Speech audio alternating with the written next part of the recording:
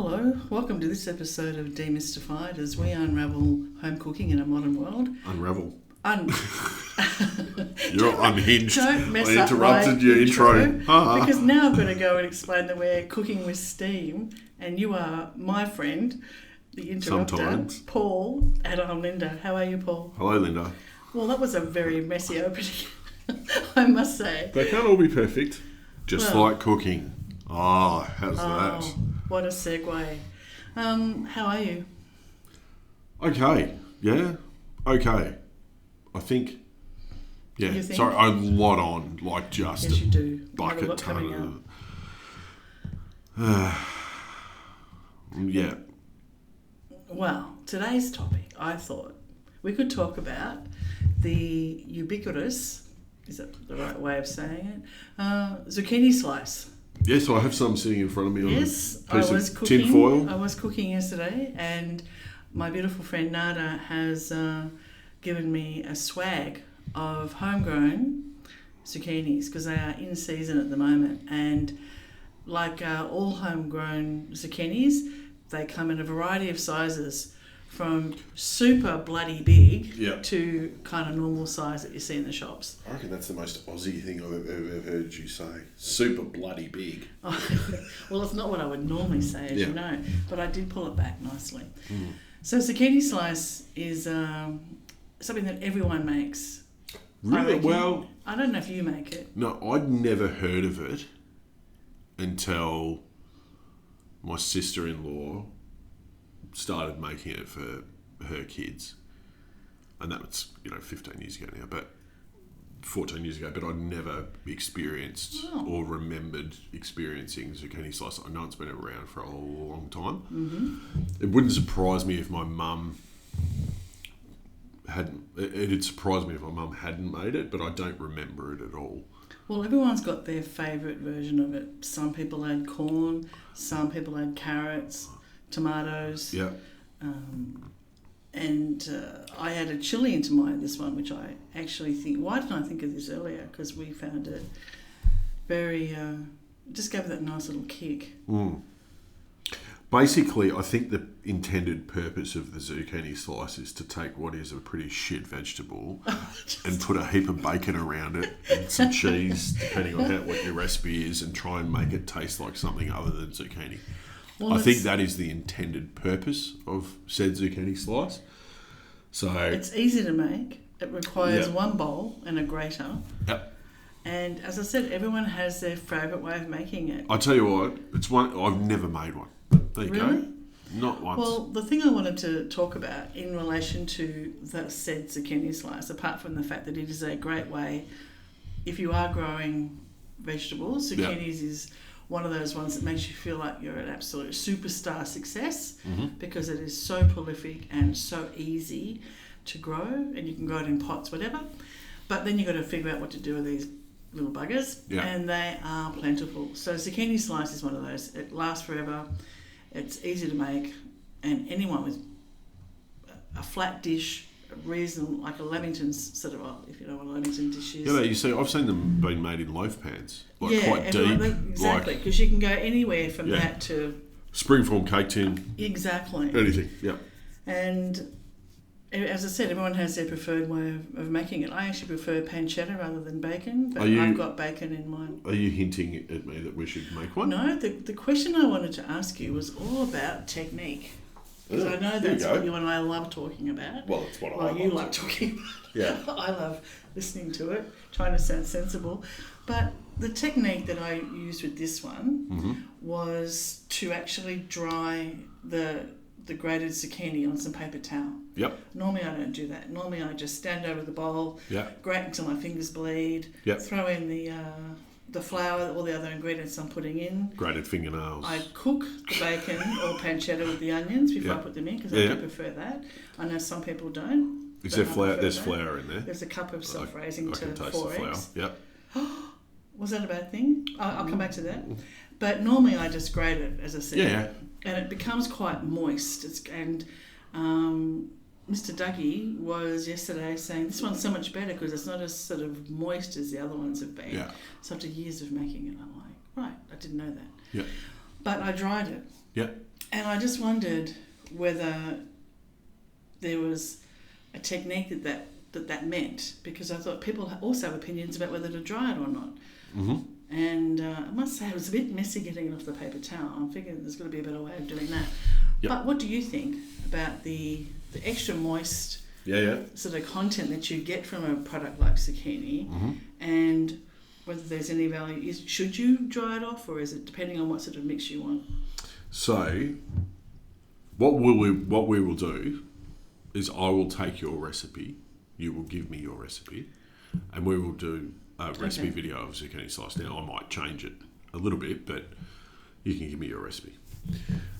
What I would do, and not dissimilar, but what I would have done had I been making zucchini slice, which I've never made. But your theory about drying it off, I probably would have done something similar, but I would have taken it a step further.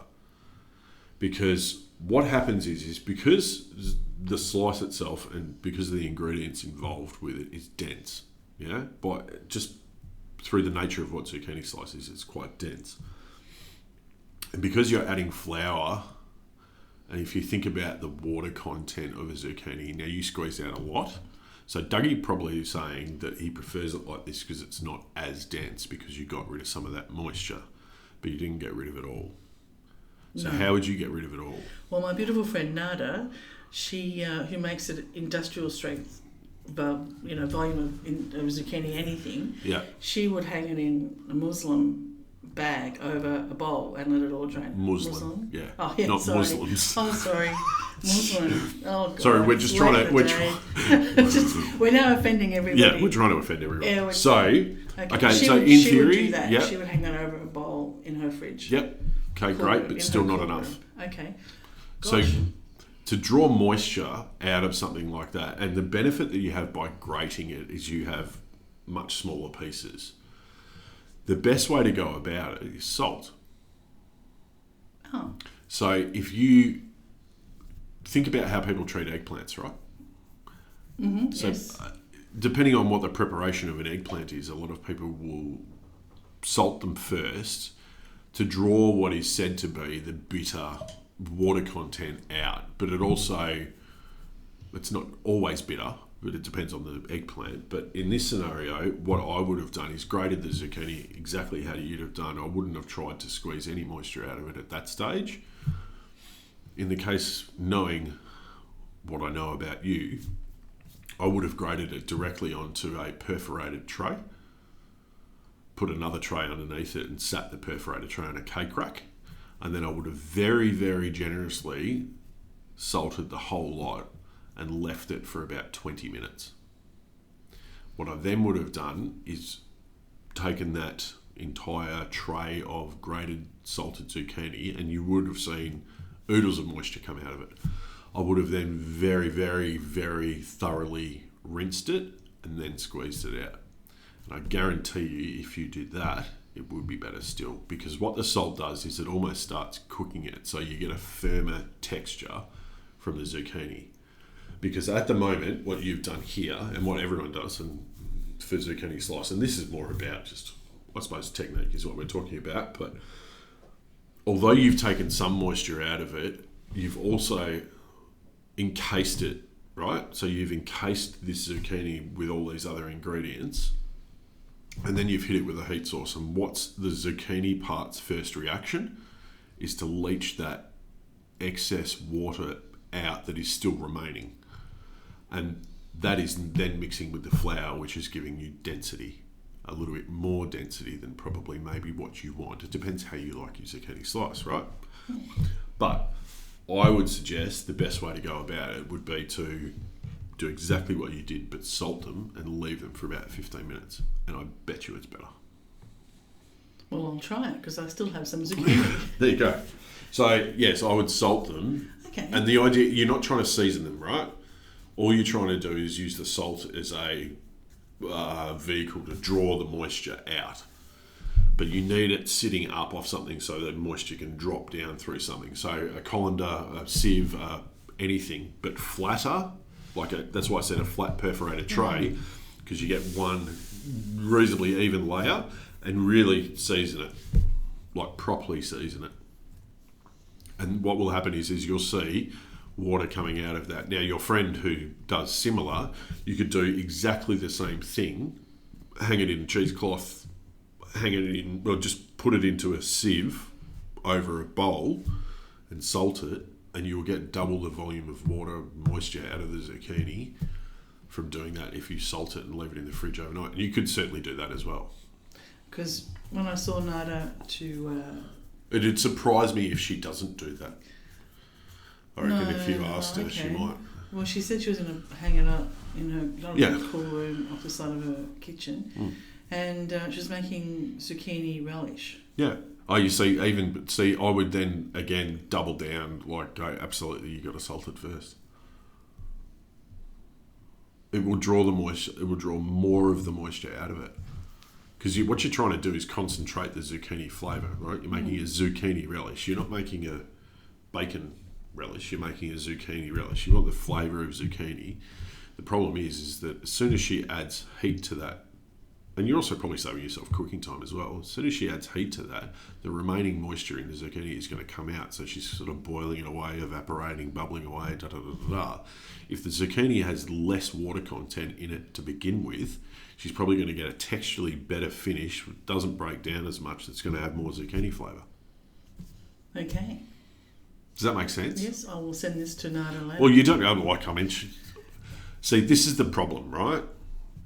Some young upstart, I use the term very loosely, upstart like me trying to tell people that have been making zucchini relish forever what to do. That's not what I'm doing. I'm just saying, like, there is a reason behind why I would do that, and those are the reasons. I actually would love to get Nada on our podcast because she's got an amazing homegrown garden, and she grows everything from scratch, even her own herbs, because she doesn't trust anything other than what she grows herself. But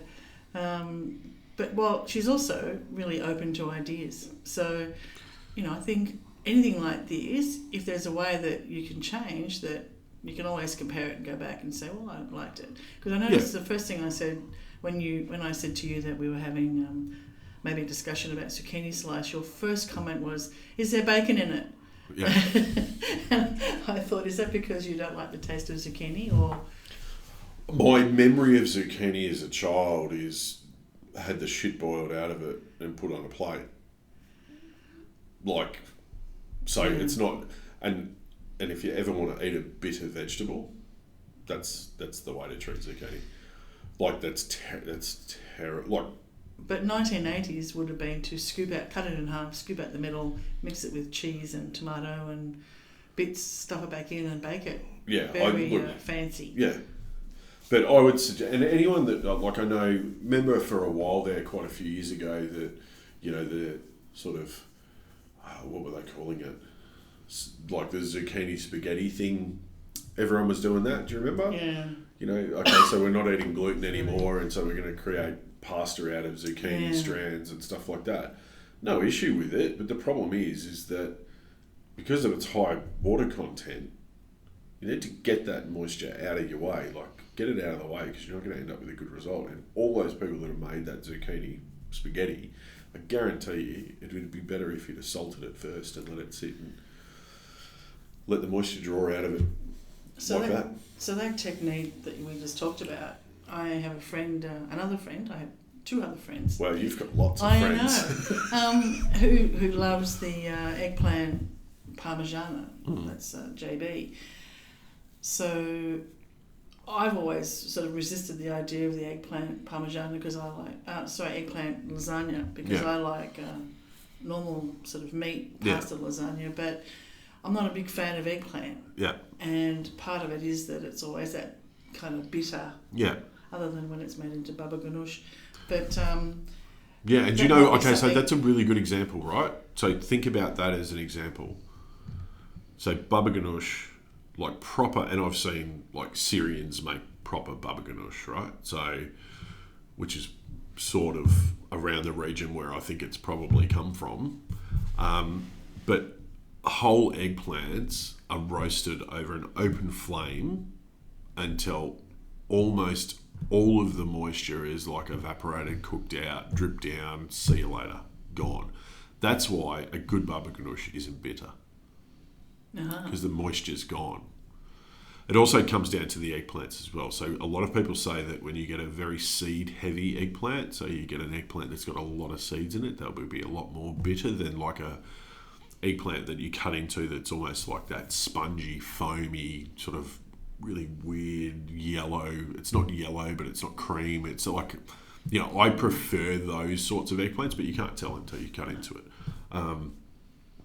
But baba ganoush, and that's something that I make because my partner loves it. She loves eggplant. But getting the moisture out of the way is how to make eggplant more palatable. And one of her favourite things is moussaka. Oh, yeah. So, eggplants are not dissimilar to zucchini. They're probably, I don't know enough about them to say, they're probably related somewhere along the lines. But from a technique standpoint, not dissimilar in preparation. People think that you don't need to do the salting thing for zucchinis, but I guarantee you if you do, you'll end up with a better zucchini, whatever it is that you're making. Or roast the crap out of them. Make them that really creamy, because eggplants can get really, so whole roasted eggplants, they can get really, zucchini, get a really nice creamy texture on the inside and nice roasted outside. And then use that in your mix. Well, I mean, what I did immediately think of was, I wonder how quickly you could see half the problem again with, even if you, let's say we did, strips of zucchini, ruler length strips, 20 centimetre, 30 centimetre strips of zucchini. So you had a zucchini that size and you cut them 1 centimetre thick, maybe 1.5 centimetres thick. My instantaneous thought with zucchini slice is you are not getting enough zucchini flavour. And I don't think any zucchini slice I've had, right? You're using bacon covers up anything to do with zucchini in a zucchini slice. True, except for the chili. Which is arguable how much that has made an impact. It's my secret ingredient. It's not so secret. So I was thinking, I wonder how quickly you could slice a zucchini and get colour on it by pan frying it at super high heat, right, in some vegetable oil. So you don't want to get it to the stage where it's cooking too much, but you want to get some serious, super rich golden brown copper colour on your zucchini, so it's still in the raw state and raw enough to cut up finely to then go into your zucchini slice. Because as we know, colour equals flavour. Mm-hmm. So if you wanted to take it a step further, slice your zucchini in long ribbons, salt that, draw the moisture out of the slices, pan fry the slices really quickly at a really high temperature with plenty of oil to get some colour on them very quickly, like you want them in and out real quick because you don't want them to start cooking. Then finally cut that up and use that in your zucchini slice. Would you get more zucchini flavour from it? Theory says to me, yes, you would. And if you put in the little zucchinis... Because if you close your eyes and I gave you that, would you know that zucchini slice? You would taste bacon instantaneously. Yeah. But would you know that is zucchini slice? Isn't it a goal of something when it's called the thing that it is called? Like chocolate cake, right? Isn't the goal of chocolate cake to taste like chocolate cake? Yes. And if it doesn't taste like chocolate cake, it's just cake. So isn't the goal of zucchini slice to taste like zucchini, not bacon? Well, supposedly. Yeah. Allegedly. So in theory, it should be called zucchini and bacon slice. Or zucchini or bacon and anything else you want to throw in there. Bacon, yeah, exactly. Or bacon and zucchini slice, or bacon corn and zucchini slice, or whatever. Yeah. But because it's got this sort of ubiquitous name, which is just the one thing, but zucchini isn't a prominent flavour profile in that thing at all. So if you did want to make it that, you could take some steps to potentially do that. And if you put them in the oven and roasted them, whole. Yeah, you're going to end up with like mush, right? Yeah, but then it's mush. It's not mush, but it's... No, it would be. Okay. By the time you got any outside colour, because you haven't addressed what is our original problem, which is getting the moisture out of it. Moisture, okay. Yeah. Okay. The only way to do it whole would be to treat it like an eggplant and over an open flame char the outside so you get those nice smoky flavours. Because when you do an eggplant, right, and you char the outside to that degree, what happens is that the pressure of the moisture inside builds up and the skin bursts, Yeah. right? And some of that smokiness comes through. And then you peel away the outer skin and you ditch it and you use the innards. That would be potentially the way that you could manage that. It'd just be how quickly... Because what you're still trying to do is still maintain some structure of the zucchini. Like you're not making a zucchini pureed slice. Wish I knew someone who had a really fancy barbecue. Not looking at anyone in particular, Paul. But I might try a few different just small versions. We might just try see if we can get some colour on a zucchini, see if that makes it better, see if we can do a roasted one, and then we'll post a recipe because you've now brought it up. Raise the challenge. So as it stands, what did you think, except that it was cold? But what do you think? No, but zucchini, so that's the thing with zucchini slice. It is a hot and cold thing. It is. It was nice yesterday when we had it for lunch. Yeah. But what do you think? As it stands. As a zucchini slice goes, it's very similar to every other one that I've had. Which isn't either, like in my opinion, either bad or good. Like, it's... What's it like? It's like going home on a Tuesday night and it's bolognese night. That's what it's like. You know exactly what you're going to get. Yeah, that's true. Yeah, so it's not. There's no surprises there. There's no. You know what you're going to get. You know what it's going to taste like. I personally have issue with the floury flavour that you get from zucchini slice, and there may well be a way to counteract that, but who knows? I think maybe if you bump up the zucchini flavour, you might be able to get it to a point where you've got maybe less flour. But quite often zucchini slices are compensating with flour because of the moisture. Extra moisture. Mm-hmm.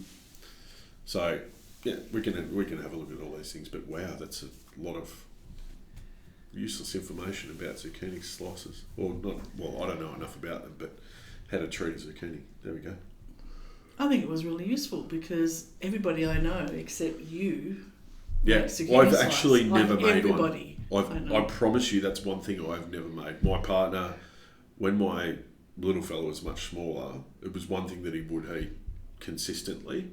And then when he was old enough to talk, he looked her square in the eyes and said, "I'm never eating zucchini slice again." So I think she might have gone overboard with it. So it's now been off the menu at our place for a long time. I don't dislike them at all. It's kind of there. It's the expected. You get what you expect from them. Yeah. I think is the thing. Yeah. Like I think you could certainly jazz it up, but it's not that. It's not the jazz up thing. For that. Yeah. It really isn't. I think Parmesan cheese would go a long way to helping zucchini slice. I wanted to put some feta little bits through mine as well, but I didn't have any. Yeah, I think the sort of salty savouriness. Like feta's quite salty. Mm-hmm. I think maybe Parmesan might be the sort of umami of Parmesan might be the good way to go. But who knows? Like someone will have done something extraordinary with a zucchini slice before. But what we will do is I'll do a few little ones. If they have, let me tell you, I've never seen the recipe for it. Yeah. Because every recipe, it might vary on the quantity of eggs to the quantity of flour, zucchini. But it's got and everyone has their favourite, as I said, chopping some tomato or corn and or I just think else is going. Be conscious of the moisture content.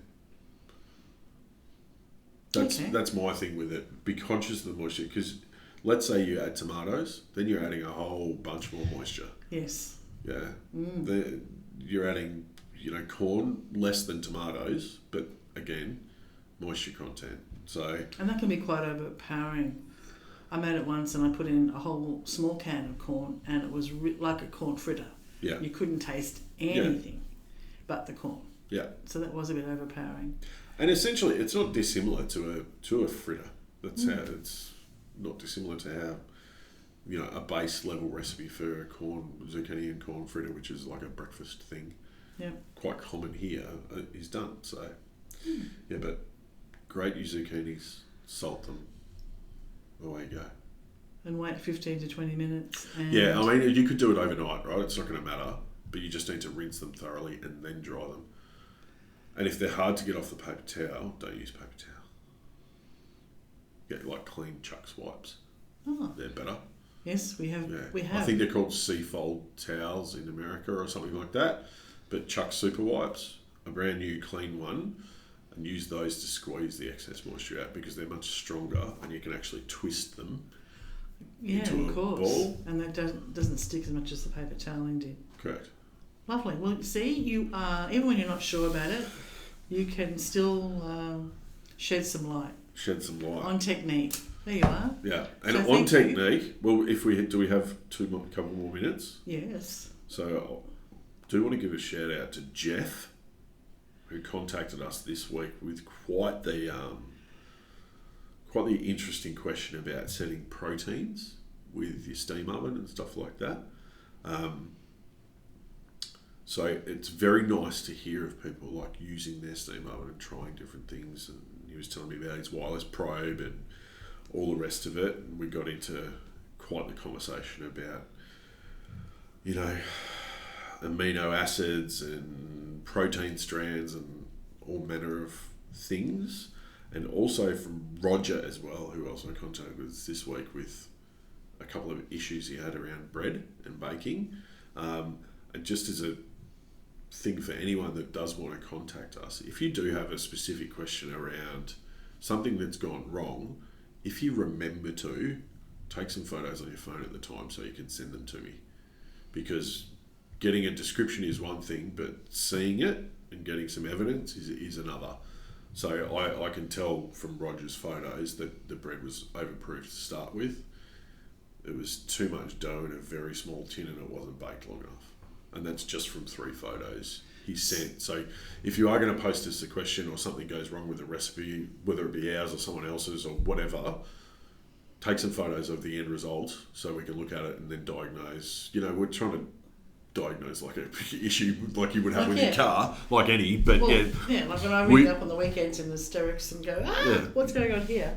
You always say take a photo and send me. But with Roger's query about the bread, if you have found that it has risen too much and you're looking at your dish, are you better off halving the mix and putting a smaller quantity in, or going for a bigger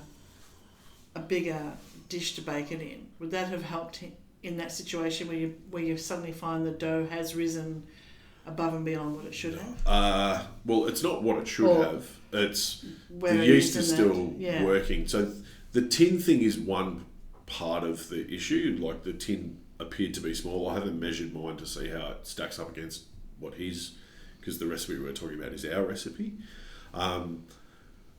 That's a secondary issue.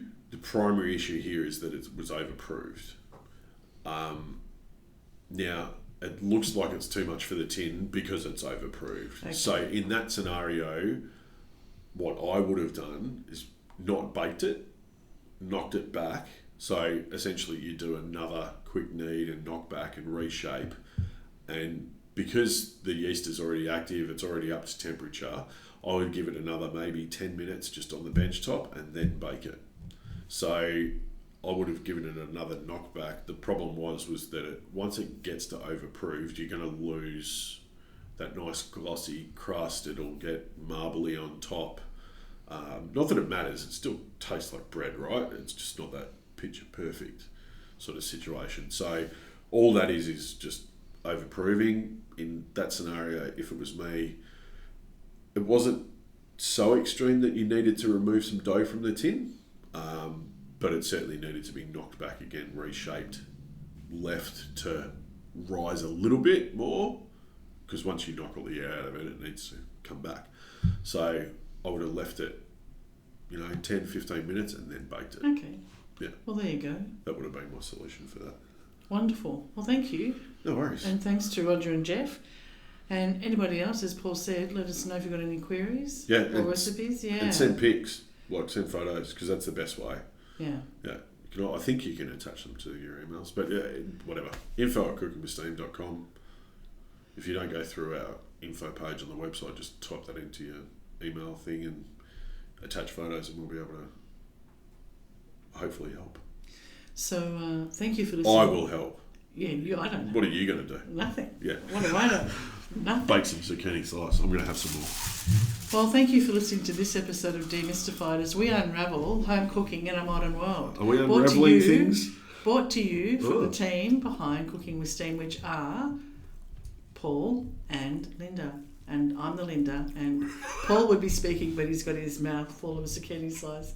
So thanks for listening, everybody. Thank you. Happy cooking, and until next time. See you later. Take care. Bye. Thanks for listening to this podcast as we explore home cooking in a modern world. We'd love you to subscribe, and for more information, please go to our website, cookingwithsteam.com.